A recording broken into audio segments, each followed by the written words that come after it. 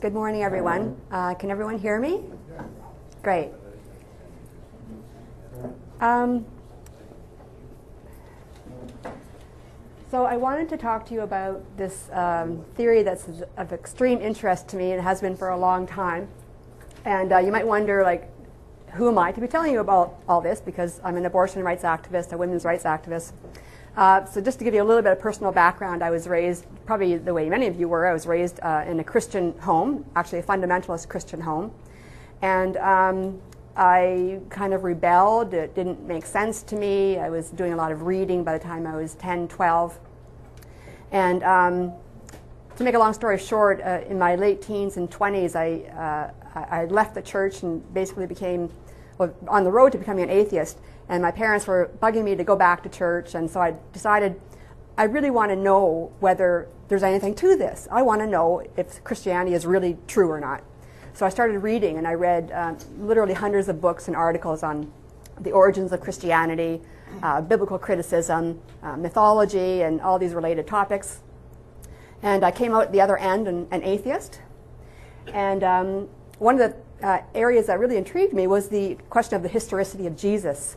And I read several books by G.A. Wells. Some of you may be familiar with him. I brought one of his books along.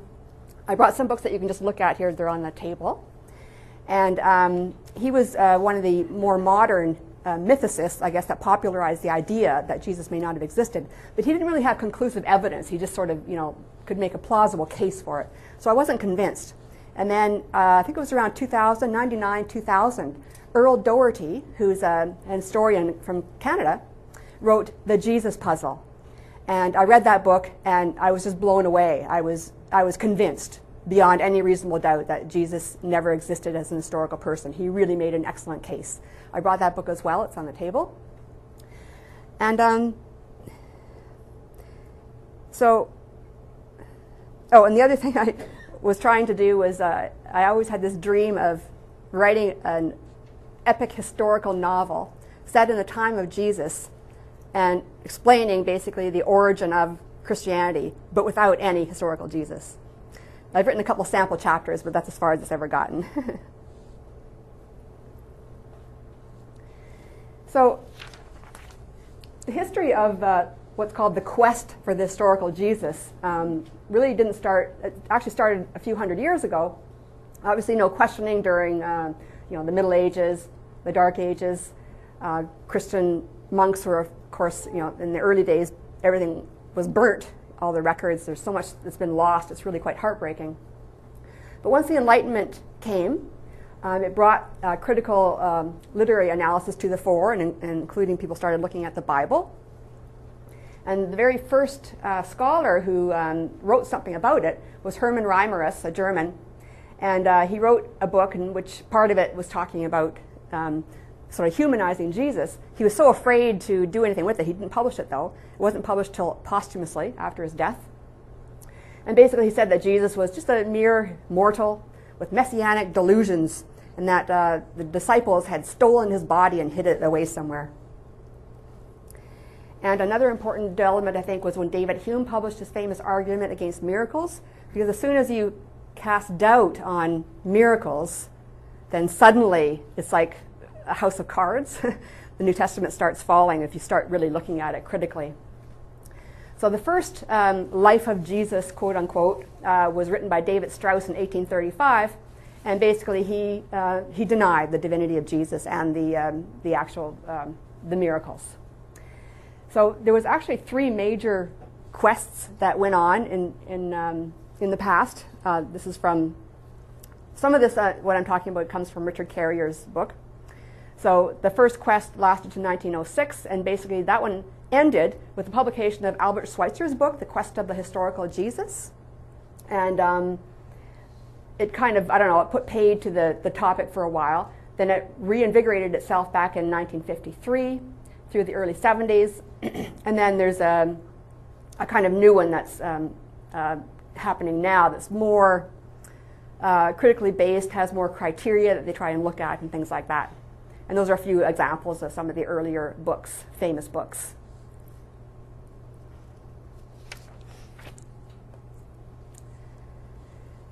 So this is kind of my take on it, but some information comes from Richard Carrier's books. And by the way, has anyone, I just want to know who has read either or both of Richard Carrier's books? Oh, not too many. Okay. At least I'm not totally preaching to the converted. So what I call literalism, which is based on the fundamentalist view, which Richard Carrier just totally dismisses. He doesn't even consider it because he knows that you can't even talk to them. But there's a lot of them out there. There's a whole school of thought, so to speak, a school of faith, I should say. So they basically believe that the Gospels are literally true, written by eyewitnesses or people who knew the apostles.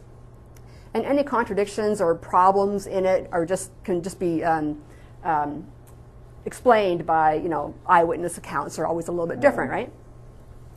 So these, the adherents to this school are apologists, which is, I think, is an ironically good term for them. They are not objective scholars. They have their own insular community. They reject or ignore outright the critical consensus. Basically, the biggest flaw, and to some extent this is a flaw in the mainstream consensus as well, is that if something is possible or plausible, then it happened, which is not the way you reason using evidence. And so their starting point, of course, going back to before the time of Hume and the Enlightenment, the miracles are true, and the resurrection is just an article of faith that can't be questioned. So the mainstream consensus is on historicity.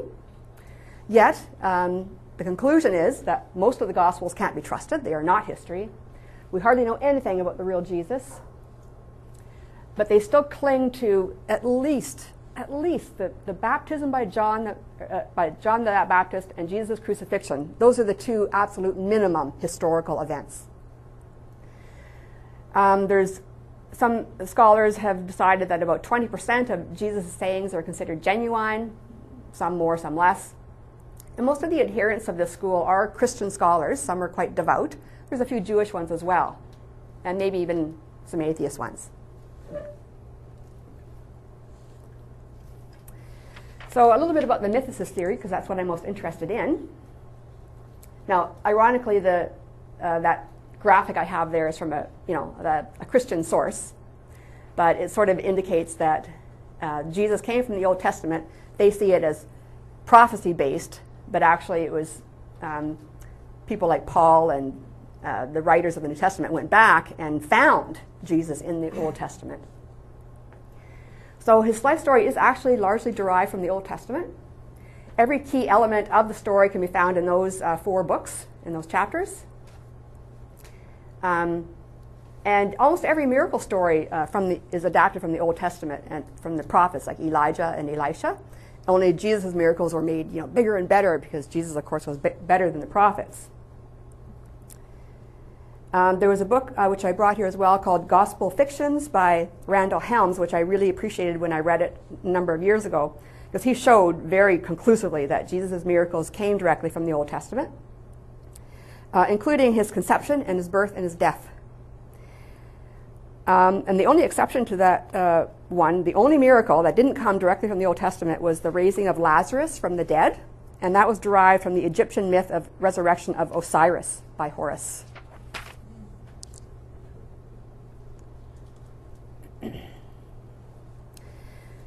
So the other aspect, too, that's also very important is that it's not just from the Old Testament, but it's a mix. It's a mix of the Jewish religion, the salvation ideology that was current at the time, and, of course, pagan influences. So it's basically a Jewish version of the mystery religions that were popular at the time with their dying and rising saviors. Carrier draws an analogy to the cargo cults in Melanesia, because kind of these savior religions. There was all kinds of those religions going on at the time, and Christianity was just one of them. And there were many different variants of Christianity as well.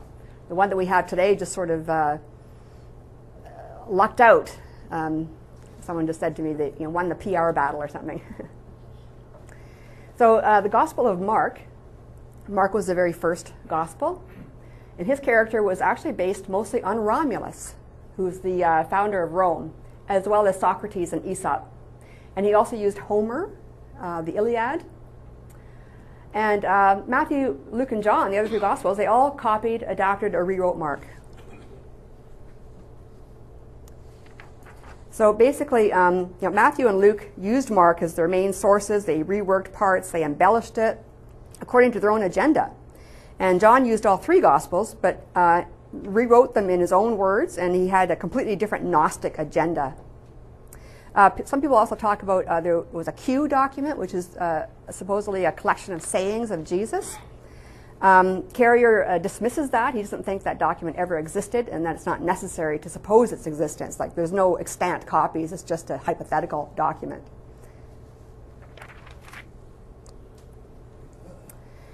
Another important element that is hard for us to understand today, but in ancient times, the cosmology was very different. I mean, obviously, this is before the time of Galileo, right? It was a Copernican view. So the Earth was at the center. It was a geocentric view. And this cosmology really influenced early Christian teachings. So there was also some cynicism mixed in there, Stoicism. I won't go into, get into what those are because I can't really state it. I should have said at the outset I'm not really an expert on this topic. So, but if you have any really hard questions at the end, Sue will answer them. So basically, there were 7 heavens, and the earth was this corrupt place. And above the earth was the firmament, which basically extended from the air up to the moon. And then each heavens after that was like the planets, going out further to the planets, and then to the stars. And there were these different levels, and you could ascend or descend different levels. The gods could, or the spirits could. And the heavens were actually a reflection of everything on earth. So the earth was an imperfect version of what was in the heavens. So in fact, like in the firmament, maybe in the first or second layers, I don't know, they actually had everything. They had palaces, gardens, everything equivalent to what was on earth they had in heaven, except everything was perfect. So, yeah, so they weren't just abstract Platonic forms, but actual physical objects in outer space. And so, for example, there were 2 atoms. There was this perfect celestial version and an earthly copy. And it's thought that at least some of the early Christians did seem to think that Jesus was this pre-existent spiritual son of God or a righteous king, and sort of came from this idea of the celestial atom as well. And the whole idea that is important here is that the God or gods could come up and down to the various levels of heavens, and at the lower levels especially, they could actually live an earthly life there. They could die and be buried and suffer and everything else. So the idea, of course, is that's what Jesus did. He didn't come down to actual earth. He came down to one of the lower levels, and that's where he died.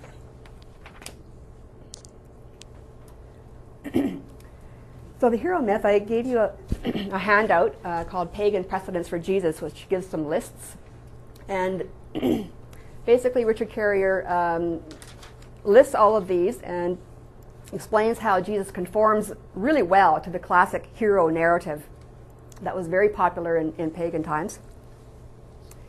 So he basically says that the rank Raglan hero, that's named after 2 guys that sort of developed the parallels, based on the fable of the divine king. It was the most common tale, and it was repeated for many other mythic heroes, 15, and out of that one, Jesus meets 20 of the 22 criteria. Like, he's right near the top in terms of how well he matches it.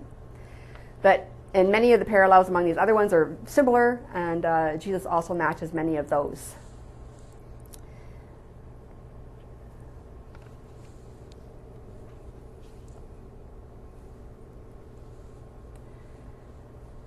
So this is kind of the problem that Richard Carrier and other modern mythicists are up against.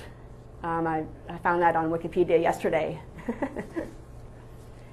So if you talk to any most Bible scholars or anyone, it's almost counterintuitive to say that Jesus never existed as a historical person. And we're really sort of fighting against the consensus and against sort of the common intuition and beliefs. But Richard Carrier looks at these claims and the refutations, and he says that they're weak. Basically, they're right in the sense that like both mythicists and historists alike have often failed to use sound historical methods. So mythicists have often overstated their case, or they haven't really paid close attention to the real evidence. They've ignored some evidence. Same as the biblical scholars. But that doesn't mean their case has to be completely thrown out. It just needs to be sort of dialed down a little bit and looked at more realistically. And in reality, all three quests for the historical Jesus that I mentioned earlier, they've all failed spectacularly. Those are Dr. Carrier's words. And all experts agree that Jesus is just buried in myth and legend. We can't really know anything about him.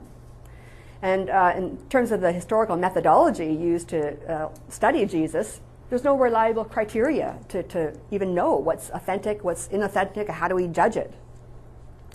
Historians can't even agree on a method. They're using various methods, sometimes without even having it spelled out, just sort of intuitively being used. And so invalid methods continue to be used. So the methodologies are often biased. As I mentioned, many of the scholars are Christian. It doesn't necessarily mean that they're biased, but it can complicate things. And everyone has their sort of own pet theory that they want to pursue. They don't realize maybe that they're operating on unquestioned assumptions and premises, and they ignore contrary evidence. And part of the problem is that there's so much to be known in the field that a lot of scholars don't know everything that they should know in order to really make conclusions on it. And there's many accounts of the life of Jesus out there, and they're all, it's funny really, they're all different, they're all mutually exclusive. And some examples are Jesus, the Jewish cynic sage, Jesus, the rabbinical holy man, Jesus, the political revolutionary, Jesus, the apocalyptic prophet, Jesus, the magician, Jesus, the messianic pretender, and so on and so forth.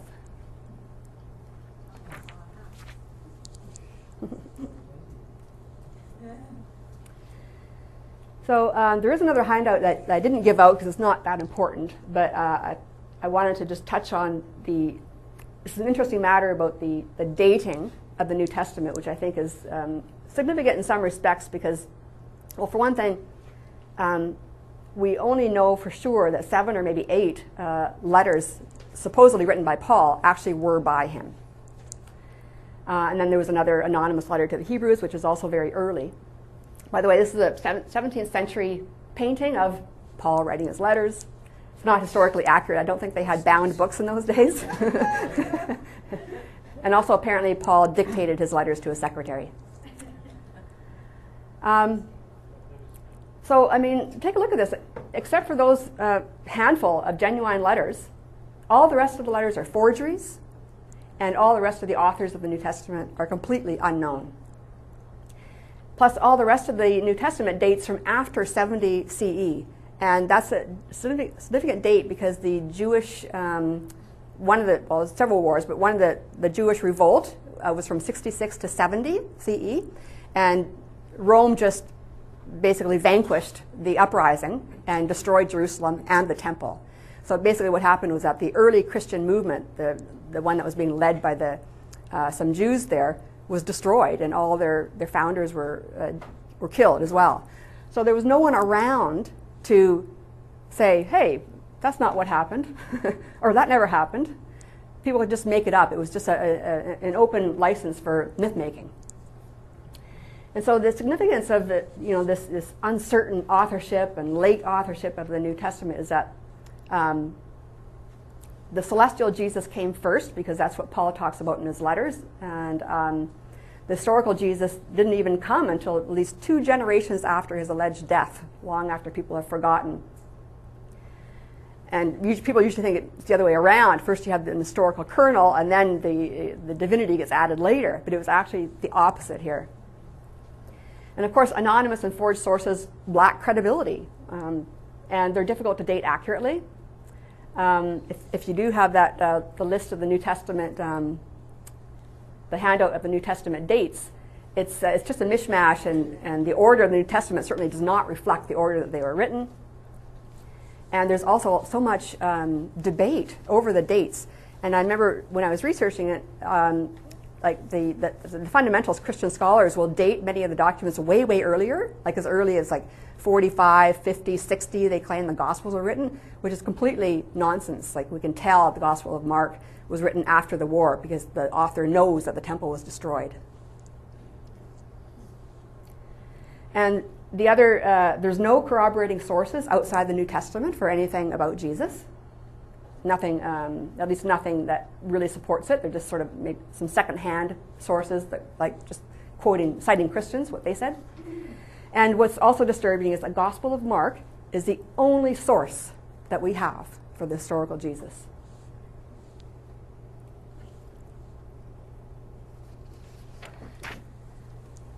So, sorry, I'm sort of introducing him a little bit late here, but so Richard Carrier is an independent scholar, which I think is kind of neat. He just works on his own. He sort of does crowdsourcing fundraising to write his books and does lecture tours and things like that. But certainly a guy who's really on top of his game. He's an expert on this topic. I've heard him speak. So those are the two books that I'm sort of drawing on today for my talk. Highly recommended. A little bit dense, maybe. I found this big book here is like over 600 pages, and it's written for biblical scholars, frankly. But if you're really, really interested in the topic, you might be able to get through it. So basically, he uses Bayes' theorem. He didn't develop this himself, of course, or he didn't actually even, he's not even the first to apply it to history. But I think he's the first to apply it to this particular question of the historicity of Jesus. So it's actually math, and it uses probability estimates to calculate the overall likelihood of a hypothesis. So when it's applied to history, what it does, and he explains this very well, it really hones in on problems with any other existing methodologies. It sort of uncovers their bad assumptions, any bad methodologies. It eliminates bias. And it actually incorporates the best of all the other critical historical methods. So you really only need this one. It does require expertise in the field, because if you don't know anything, then it's just guesswork, right? But if you have a good grasp of the whole field, the background knowledge that you need, all the evidence, then you can assign reasonable probabilities to various assertions or hypotheses. So what Carrier did was he constructed the most defensible version of each theory, mythicist versus historicist, and he tested their merits.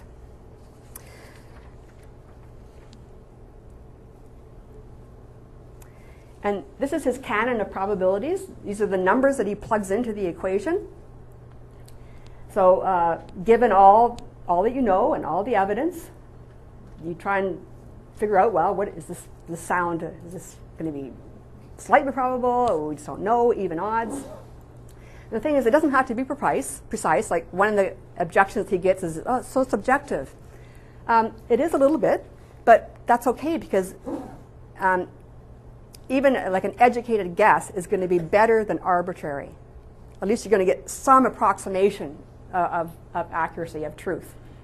And it's better than nothing. And this is where peer review comes in as well, because your assumptions, your calculations, your probabilities are going to be transparent. And then other scholars can come in and say, oh, well, I disagree here, and blah, blah, and you can discuss it and maybe adjust things, and it's the way science works.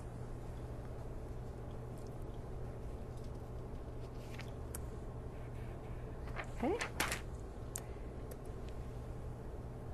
So this is the minimal theory of historicity. Basically, hypothesis. Jesus was a historical person mythicized. And so he chose like minimal theories because this is the absolute minimum that needs to be justified. There's no reason to add in extra stuff. So Jesus was an actual man at some point who acquired followers in his life who continued as an identifiable movement after his death. And it's the same Jesus who is claimed by some of his followers to have been executed by the Jewish or Roman authorities. And the same Jesus, some of whose followers soon began worshiping as a living God or demigod. Then the theory of mythicism. At the origin of Christianity, Jesus was thought to be a celestial deity. Like other deities, Jesus communicated with his subjects only through dreams, visions, and other forms of divine inspiration. This Jesus was originally believed to have endured an ordeal of incarnation, death, burial, and resurrection, but in a supernatural realm. An allegorical story of this Jesus was then composed and told within the community, which placed him on earth in history as a divine man with a family, companions, and enemies, complete with deeds, sorry, I got that cut off there, deeds and an earthly depiction of his ordeals. And then subsequent communities of worshippers believed or taught that this invented sacred story was real and not allegorical. So that's based on the ascension of Jesus, but it just sort of also illustrates that Jesus was occupying a heavenly realm, not really on earth. So there's the theorem. And it is complicated, and I'm not a mathematician, but I will maybe try and take you through this so you have a kind of a minute or two to try and absorb it. So it's really just an algebra, and the letters at the top in red are defined down below. So the key term is probability, but the explanation is true. And then Carrier uses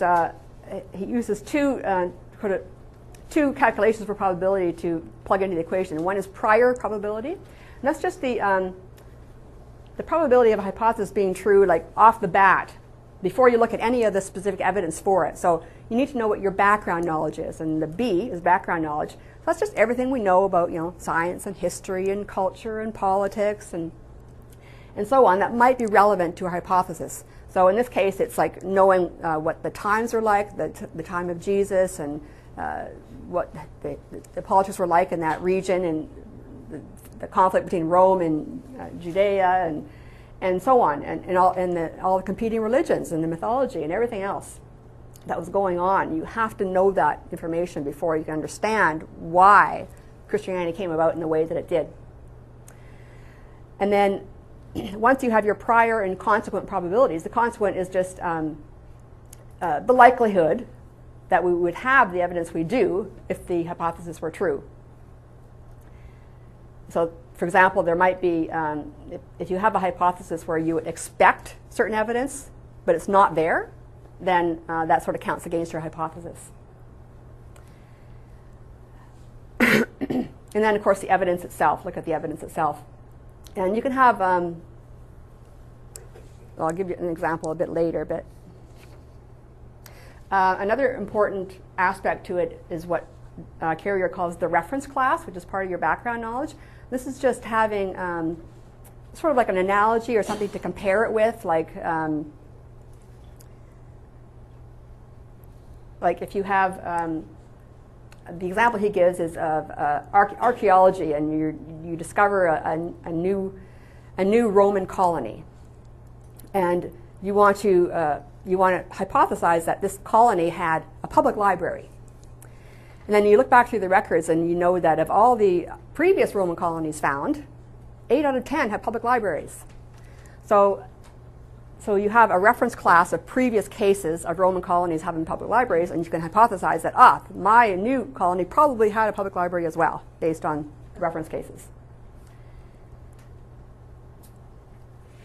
Now, maybe I should stop and ask, does anyone have any questions about this, or are you totally flummoxed, or I'll explain a bit more as we go along. Oh, yeah, sure. In the H tilde part, you have the word converse. I don't think that really applies to a hypothesis. I think that should be negated. Well, Carrier often uses that way. Like he talks about H and not H, which not H means it's the opposite. Right, but converse is not the word for that. Oh, okay. Okay. So I should just say the opposite? Like the negation is the standard. Oh, I see. Okay. Okay, I just used the word wrong then. Sorry. Converse is like if you have if P then Q, the converse is if Q then P. Oh, I see. He's a mathematician. So it's reversed. Yeah, thanks. Okay.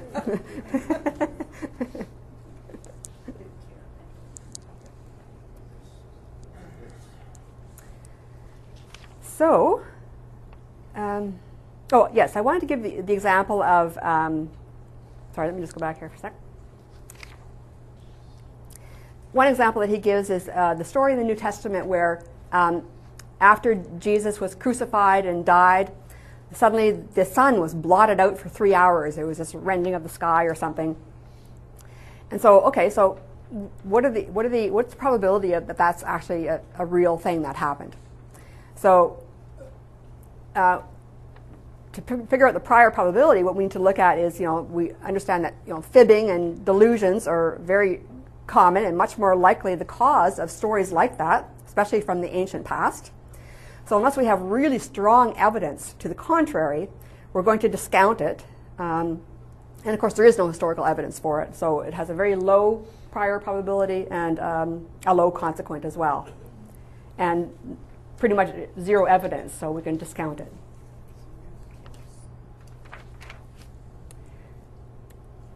But isn't it, I understand what you're saying about those, but isn't it possible that there was a solar eclipse? Have they done this study, like track back whether there would be a solar eclipse? Yes, I don't think there was one at that point, but anyway, solar eclipses don't last 3 hours. I don't think we exaggerate when they write about it. Right. What's happened now or in reality, they would, that's more dramatic to the story. Yeah, I can't remember the details exactly, but he goes through it in detail to say that, explains why that probably was not the case. I mean, you can never know for sure. But I guess there's no external corroborating evidence for such an event at that time in history. What is the meaning, or what is the, what is he meaning by historical? An actual real person. That's a good question, because you could still say that, maybe there was an actual person, but we can't know anything about him. So there's no point in even saying that there was one.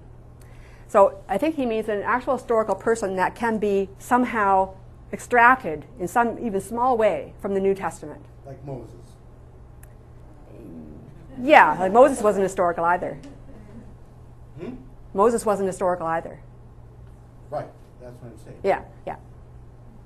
Gordon? Anytime I hear him talking, anytime I'm reading his literature, I get the idea that it's there's a lot of people back in that time named Jesus. So historically, yeah, it could have been one of those people named Jesus that is being written about here. That is what I get that he means by a historical Jesus. Somebody else with the same name. Exactly. It was a very common name in those days, and there was also a million wannabe messiahs running around at that time. Exactly. So, yeah, who knows that maybe there was some real guy, but the thing is, if there was, there's no relation to the Jesus of the New Testament, So what all we're really proving here is the New Testament, at least, is I'm going to use the term, but I'm not buying into it totally. It's a fiction book. yeah, it's myth, yes. And he talks about this quite a bit, that he goes through all the books and everything. It was a very common way of writing, just to make things up. That was the way things were done. Things were told in stories and allegories, and it was done for political reasons and so on. They didn't have the standards of truth and objective scholarship that we have today. They weren't concerned about their sources. They didn't have sources, or they either made it up, or if they did have sources, we can't trust their sources either. It's just this was a common way of writing, a common way of getting points across, myths, especially in the mystery religions where things were supposed to be kept secret. That wasn't the rabble wasn't allowed to understand or what was really going on. So the truth of the religion were told in allegories and parables, and we see that in the New Testament as well. What about Socrates? You know what, let's let Joyce. Can we carry on, I think? Let Joyce finish and then we'll have our Q&A. Sure, yeah, I'm almost finished. So basically this is Richard Carrier's conclusion. And as you can see, what he did was that, if I can find where I said this. Yeah, he basically gave two estimates at each step of the way. He would go through every aspect of the New Testament and the quest of the historical Jesus, and come up with a concluding probability on two sides. One he called the upper bound, and that's giving full benefit of the doubt to the historicists, like at every step of the way, just giving them the benefit of the doubt, just very, very generous estimates. And then the lower bound, which he considered to be more realistic. And so you can see that there's your prior and consequent probabilities. They come in around very low and high for mythicism, or for very high for mythicism. And when you round it all up, the final score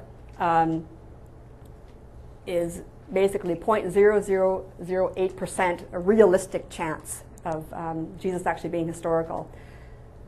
There's actually a quote, I think, put it on the next slide, did it? Oh yeah, this is probably a bit better. So this is from his book. I've made two estimates in every case, one a fortiori, which means the most favorable to historicity as I can reasonably be, and the other realistic, closer to what I honestly think those probabilities actually are, which gives us an upper and lower bound. But even so, even with the lower bound, the probability that Jesus existed could be even lower still, since my most critical estimates are perhaps higher than they should be. So basically the chances that Jesus existed, he's saying, are nil. But he's trying to be very reasonable, because part of the issue is he needs to overcome the consensus and try and get scholars to look at his theory seriously and give them something to, something to debate with about. So I wanted to also mention something about the power of myth and what does this mean, especially for us as atheists, because here we have this, the reason, I'm here talking about this because Christianity is still a hugely powerful and popular religion, and people really believe it, and it's a very serious thing, and it's often harmed the rights of other religious believers and of atheists. And I think that, so it's myths are important because they are a kind of a form of truth in a way. They reflect a deep need for meaning and something greater than ourselves. And the hero myth in particular is a way to reconcile human suffering and death and how we can overcome it. So it's like our personality forms only through struggle, suffering, and sacrifice. So the hero's triumphs and defeats are the paradigms of the individual's own confrontation with the challenges of their individual life. So it's really, there's also a sort of a Jungian interpretation about the hero myth, about the reconciliation of humanity and the divine. So the original unity of God and humans, like in the Garden of Eden, it was broken when the hero, aspires to consciousness. And the ego is banished to a world full of conflict with burdens of fear and guilt. But into the chaos, the child of light is born. And the hero, whose struggle forges an everlasting relationship between male and female, light and darkness, life and death, God and man. And this is the promise, the covenant that unites the human and the divine within the human psyche. And I think we're all, even today, fascinated and drawn in by the hero story. We just need to think of like the Superman movies, Star Wars, and things like that. It's still among us. And you've probably also heard of Joseph Campbell, a famous mythologist who studied mythology, and one of his books was actually called The Hero with 1,000 Faces. And he basically, it's a whole book devoted to the hero myth and how it's repeated itself throughout history, all over time, in every culture, independently. So it is something deep within our psyches.